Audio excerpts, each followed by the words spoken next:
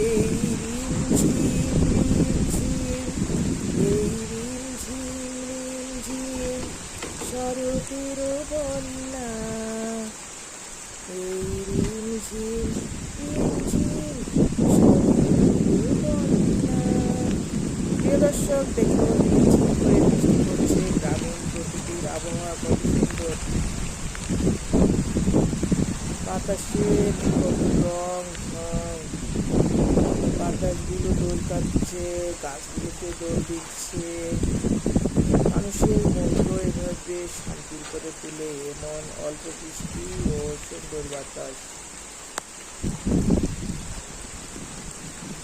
আমি এখানে দাঁড়িয়ে সকালের স্নিগ্ধ সৌন্দর্যতা দেখেছিলাম। গ্রামে অনেক সুন্দর প্রকৃতি।